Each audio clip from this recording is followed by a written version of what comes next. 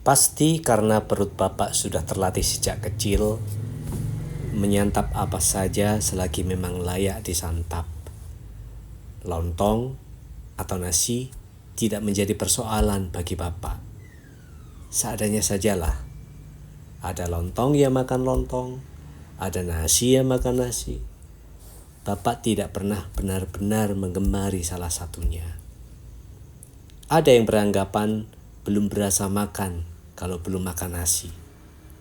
Lontong kurang mengenyangkan dan malah bikin cepat lapar lagi. Hal itu tidak pernah terjadi pada Bapak. Kedua-duanya tentu sama-sama mengenyangkan. Yang penting perut bisa terisi.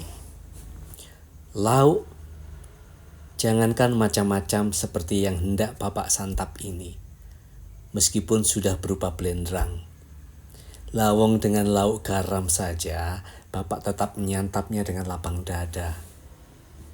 Saat yang Bapak rasakan adalah lapar, berarti satu-satunya cara untuk menyelesaikan persoalan itu ya makan. Makan apa saja demi mengusir rasa lapar. Apalagi blendrang ini, di dalamnya ada potongan daging ayam kampung, telur, tempe, tahu, dan tentunya kuah yang gurih beraroma rempah-rempah. Tidak berlebihan rasanya kalau Bapak menganggapnya sebagai wujud nyata kemewahan bersantap. Tidak setiap hari yang seperti ini bisa terhidang di meja makan. Bagaimana Bapak tidak merasa bersyukur? Bismillahirrahmanirrahim. Wih, segini penuh loh. Ketutupan balungan nih sakingan ya. Sebenarnya nasinya lontongnya cuma sedikit seperti dulur-dulur lihat tadi. Bismillahirrahmanirrahim. Saya sebenarnya bukan termasuk penggemar balungan. Kalau ada motong ayam gitu, atau daging apa, sapi dan lain-lain, ada sih orang yang lebih suka kerokot-kerokot balungan gitu. Kalau saya nggak telaten saya. Prinsip saya walaupun sedikit yang penting daging. Ini enak banget, nyunyut tulisan. Sudah lebur. Feeling saya dalam membumbui masakan itu rasanya kuat kayaknya sih. Karena setiap kali menaburkan garam, gula, micin atau apapun yang dibutuhkan itu hanya pakai perkiraan saja. Kira-kira sama ini cukup. Ternyata cukup betulan ya. Pas rasanya. Saya tidak tahu pastinya kapan mulai tertarik pada bidang kuliner. Tahu-tahu saya begitu mencintai kuliner. Bukan hanya sebagai penikmat, tapi juga sebagai pelaku. Artinya saya terjun memasak gitu. Kuliner itu saya anggap sebagai sesuatu yang menarik, sesuatu yang nyeni gitu ya. Bagaimana bisa rempah-rempah digabung, kemudian jadilah sebuah rasa yang enak di lidah gitu loh. Bagaimana dulu proses menemukannya saya nggak tahu. Belum pernah googling saya, belum pernah browsing tentang hal itu. Padahal pertanyaan itu sebenarnya sudah muncul lama sekali. Bagaimana nenek moyang kita dulu itu menggabung-gabungkan tumbar, miri, merica, polo dan lain-lain itu menjadi satu kesatuan yang enak. Dan untuk makanan yang lain gabungannya beda-beda lagi. Mereka mengutak-atik itu tuh butuh berapa lama gitu ya. Hebat memang. Makanan khas Indonesia banyak sekali yang disukai oleh orang-orang di luar sana.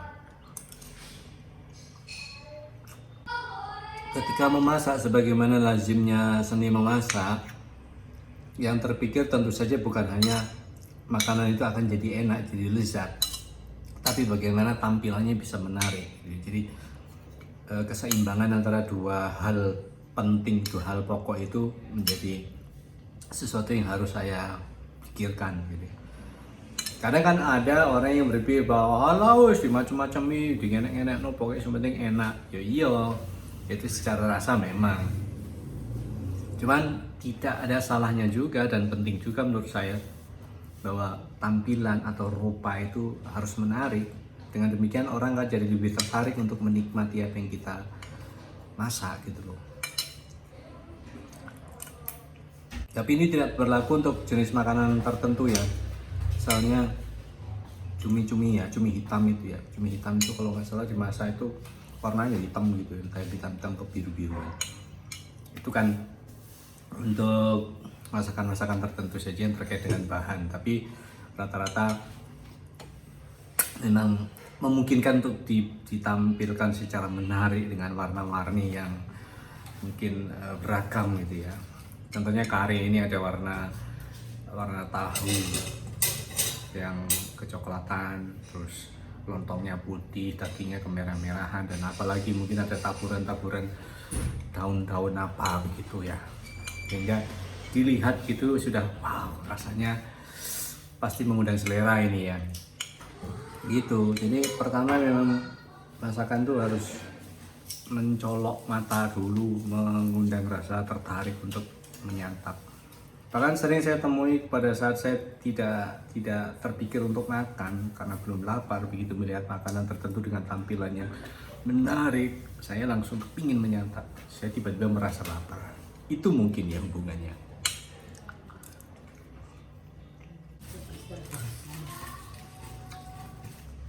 Terus saja sedikit cerita tentang bagaimana hubungan saya dengan dunia kuliner. Tapi sampai hari ini saya masih terus belajar untuk mengenal beragam makanan, terutama makanan kampung ya. Saya belum tertarik untuk memasak masakan luar Indonesia, karena banyak sekali masakan kampung, masakan tradisional Indonesia yang memang belum saya pahami secara menyeluruh. Banyak banget yang saya belum ketahui, dan saya lebih berpikir untuk prioritas belajar tentang itu daripada menyentuh masakan-masakan dari luar sana. Kelak ya mungkin akan juga ke sana. Ya, saja. Terima kasih. Semoga kita semua selalu sehat dan bahagia. Assalamualaikum warahmatullahi wabarakatuh.